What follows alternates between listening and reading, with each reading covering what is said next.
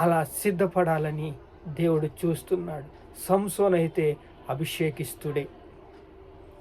తాను ఒక గురి కనుకు ఆ సంసోను ప్రత్యక్షించబడ్డాడు. ప్రేమలో పడ్డాడు, నిండా మునిగిపోయాడు, వ్యభిచారం చేశాడు, శరీరానికి కనెక్ట్ అయిపోయాడు, వ్యభిచారం చేసి. చూడండి, సారాయి తాగేవాళ్ళు ఫస్ట్ బీర్ నుంచి మొదలు పెడతారు. అలా అలా అలా క్రమేణంగా దొంగతనానికి, నాశనానికి, హత్యకి వచ్చినట్టు వారు నాశన మార్గం గుండా వెళ్ళిపోతారు. భూమిని శూన్యంలో తేలాడించేసిన దేవుడు శిక్ష అనుభవించాడు, ప్రాణం పెట్టాడు, రక్తం కార్చాడు, కొట్టబడ్డాడు, దున్నబడ్డాడు, యేసు మృత్యుంజుడై లేచాడు. ఈరోజు మన పరిస్థితులు ఎలా ఉన్నాయి? దేవుడికి లోబడి జీవిస్తున్నామా? దేవుడికి వ్యతిరేకంగా మన కాలుకు ఎదురు తిరుగుతున్నారా?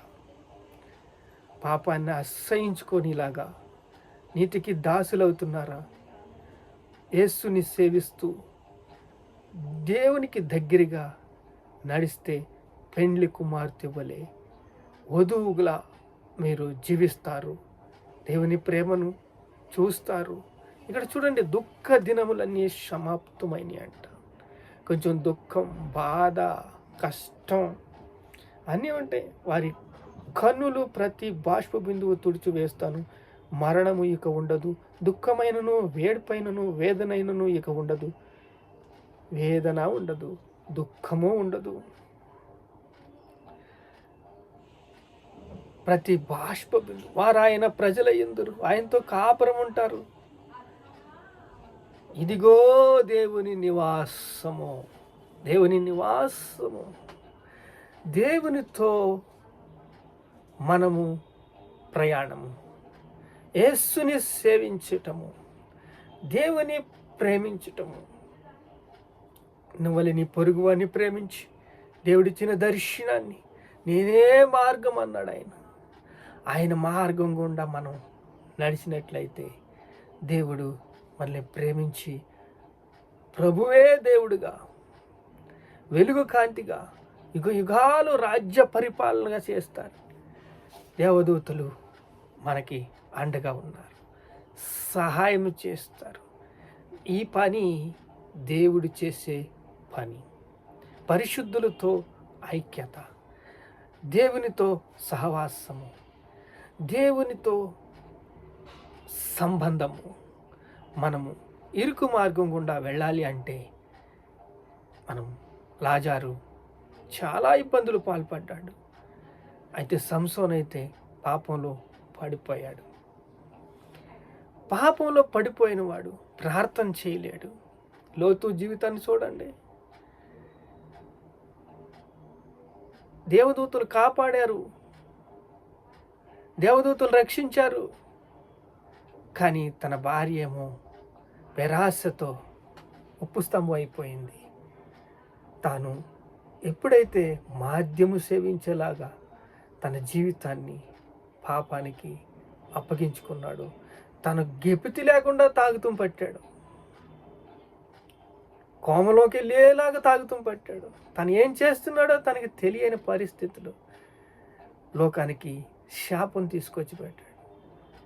మోయాబులు అపవిత్రులై లోకంలోకి వచ్చి లోకమంతా కూడా సర్వనాశనానికి మూల పురుషుడిగా వాళ్ళు చేరుకోవలసి వచ్చింది.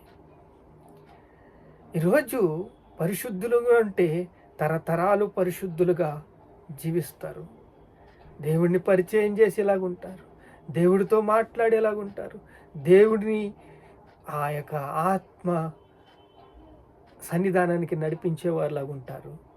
అదే లోతు జీవితము, లోతు కుటుంబము, పెద్ద కుమార్తె పిల్లలు, చిన్న కుమార్తె పిల్లలు ఏ రకంగా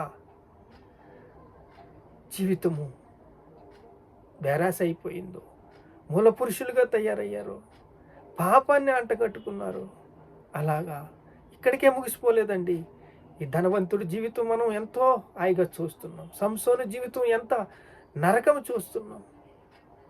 లోతు పిల్లల సంగతి చూస్తే, లోతు కుటుంబాలు చూస్తే పాపానికి వడగొట్టుకున్నారు. అలా పరిశుద్ధులతో కలిసి ఒక దావీదు జీవితం పరలోకంలో ఎంత ఆనందంగా ఉంది, ఎంత సంతోషంగా ఉంది, ఎంత నెమ్మదిగా ఉంది. ఇక యేసేపు జీవితం ఎలా ఉంది? అలాగా పిల్లలు తరాలు చూసి ప్రార్థించేవారిలాగా ఉండాలని, విన్నవించుకునేవారిలాగా ఉండాలని. సమాధి దగ్గర యేసు లెగిసి తిరిగి అక్కడ లేడాయన, లేచి ఉన్నాడు. ప్రవచనాలు చెప్పినాయి, గబ్రియేలు దూత చెప్పింది, ఇంతమంది చెప్పారు, బైబిల్ చెప్తుంది. ఈ బైబిల్ని మనము జాగ్రత్తగా పరిశీలించినట్లయితే, దేవుని మాటలు మనం విచక్షణంగా జ్ఞానంగా ముందుకు నడిపించుకున్నట్లయితే, మన హృదయంలో తలపోసుకున్నట్లయితే, 21 అధ్యాయంలో ప్రకటన గ్రంథంలో పెండ్లి కుమార్తె వలె మీరు మార్పు పొందాలని దేవుడు ఆశిస్తున్నాడు. దేవుడు ఆశిస్తున్నట్లు మనం జీవిద్దామా? ప్రార్థన చేసుకుందామా? మహాపరిశుద్ధుడైన తండ్రి, జీవంగల దేవా, ఒక లోతు జీవితం చూశాం, నరక ప్రాయమైపోయింది ప్రభా. పాపపు కట్లు, పాపపు కాడి, పాపపు బానిసపు తండ్రి ఎన్నో విన్నాం అయ్యా. అలాగే ప్రభు లాజరు జీవితం చూస్తే హాయిగా, సంతోషంగా, సమాధానంగా అబ్రహాముతో కలిసి ప్రయాణం చేస్తాం అయ్యా. దావీదు సంగతి చూస్తే తండ్రి దేవుడితో ఎంత సహవాసం చేశాడు నాయన ప్రభు. ఇదిగో తండ్రి యేసేపు జీవితం చూస్తే, మా జీవితాలు చూస్తే తండ్రి, లోకంలో ఉన్న ప్రతి ఒక్క సారాయి తాగేవాడి జీవితం అయ్యా, గుట్టకాయ వేసేవాడి జీవితం, అలాంటి వాళ్ళమే కదయ్యా మార్పు చెందాము. అలాంటి వాళ్ళే కదయ్యా మేము జీవితాలు కట్టుకున్నాము అయ్యా. నీకు లోబడితే ఆత్మ ప్రేరేపణకు తండ్రి ప్రభు లోబడి జీవిస్తే, పశ్చాత్తాపడితే, దేవుని వైపు చూస్తే, దేవుని ప్రేమను అద్భుతంగా తెలుసుకుని, దేవుని ప్రేమను అద్భుతంగా తెలుసుకుని, కృప, ప్రేమ, దయ, కనికరాన్ని పొందుకుని విజయంతో జయిస్తామని అయా ఈ ప్రార్థన దీవించి, ఆశీర్వదించి, బలపరిస్థితి పరిశుద్ధపరచమని, మీ చిత్తం జరిగించమని, మీకే సమస్త మహిమ, ఘనత, ప్రభావాలు యేసుక్రీస్తు నామములో చెల్లిస్తున్నాం తండ్రి. ఆమేన్, ఆమేన్.